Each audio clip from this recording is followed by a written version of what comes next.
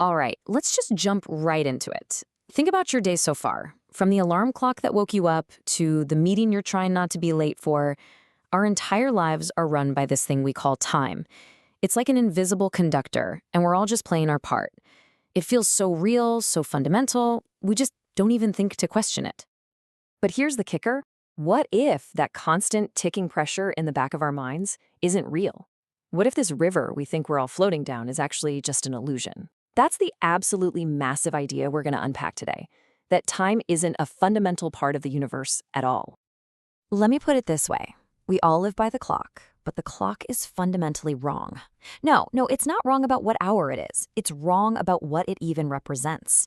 This whole idea that time is a thing that flows, carrying us from a past that's gone to a future that isn't here yet, well, that's a profound misunderstanding of how reality actually works.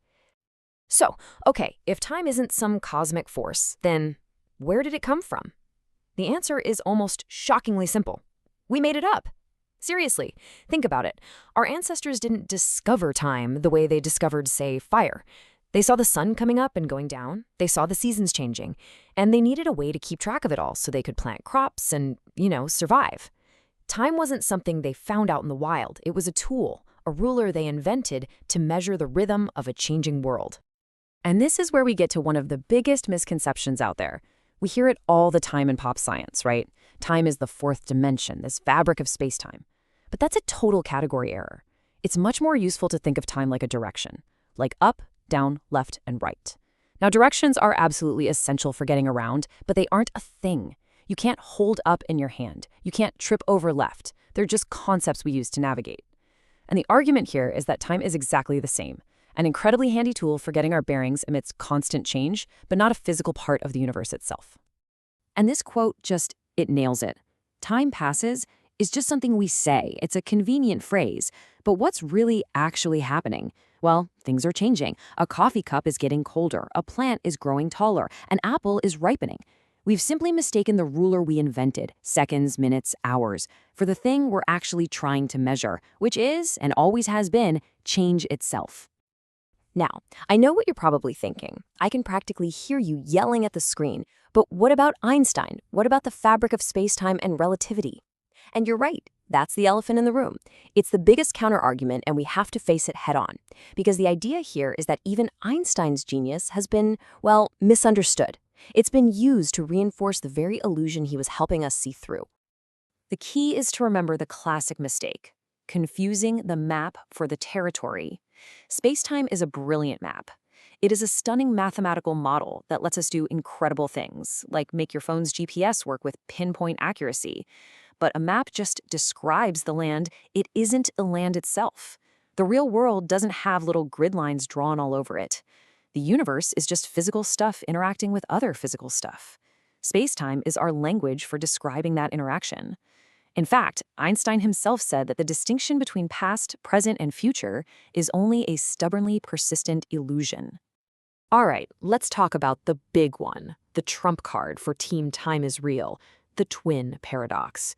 You probably know the story. One twin stays on Earth, the other zips off into space at nearly the speed of light.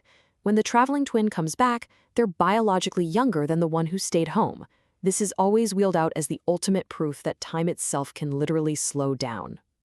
But we have to ask the right question here.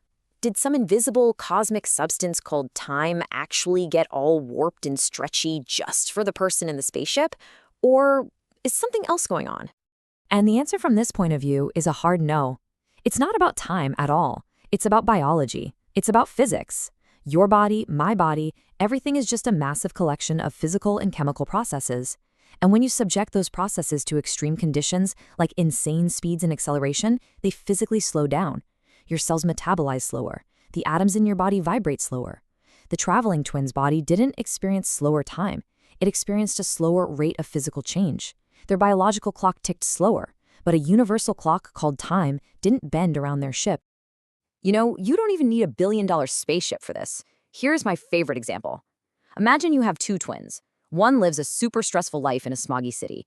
The other moves to the Swiss Alps, breathes fresh mountain air, and just chills out. Who's going to look younger in 20 years? Come on. It's the environment affecting the rate of biological change. So forget time dilation. It's more like chill dilation. And once you get that, all the other proofs just fall like dominoes. Those super accurate clocks on GPS satellites, they run at a different speed because their physical parts are affected by weaker gravity, not because time is different up there. Clocks on jets, they're just showing us that atoms oscillate at a different rate under those conditions. See the pattern here? Every single time, we are measuring the rate of change in a physical object. We are never, ever measuring time itself. Okay, so we've basically torn down the old framework. If time isn't the engine that drives reality forward, what is? What do we build in its place? We need something much more fundamental. Yeah, this is the big one. If there is no river of time carrying us along, what is the current? What is the real engine of the universe? The answer is relational change. That's it. That's the bedrock. The universe isn't a film being played on a timeline. It's this enormous, interconnected web where everything is constantly changing in relation to everything else. A planet moves relative to a star. An atom changes energy states relative to its surroundings. A cell divides, changing relative to what it was a moment before. This nonstop, cosmic dance of transformation is the real, fundamental process. We just slapped the label time on it and called it a day. And right here, this is the logical checkmate. Just think about it for a second. If nothing in the entire universe ever moved or changed in any way, could you measure time? Of course not. The whole concept would be totally meaningless. But now let's flip it. If you got rid of the idea of time, if you just erased the word from our language, would things still change? You bet they would. Change is fundamental. Time is just the shadow it casts. So, why does any of this matter? This isn't just some late-night philosophy session. Getting rid of time has some truly mind-bending and profound implications for how we see, well, everything. Let's run through these because they're huge. First, sorry to be the bearer of bad news, but no time travel. The past and future aren't places you can go to. They're just ideas. You can't travel to uphill. Second, there's no big cosmic timeline. The Big Bang wasn't the start of time. It's our model for a massive, universe-wide state of change. Past, present, and future are just labels we use. For the universe, everything just is. But maybe the biggest implication is for us. Think about all the anxiety we get from time. Regret over the past, fear of the future, impatience.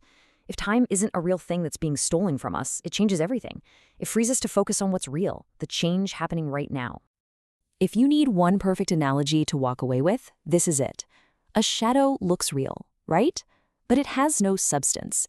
It only exists because light is being blocked by a real object. The shadow is just a secondary effect. Well, time is the shadow, and actual physical change is the light. And that leaves us with this final thought. Our own mind is constantly telling a story, narrating our lives. This happened before. This is going to happen next. But what if we could just quiet that narrator for a moment? What would be left? Well, according to this idea, what's left is reality as it actually is. A single, undivided, ever-changing existence. Not flowing from past to future, but just being. Timeless and totally free.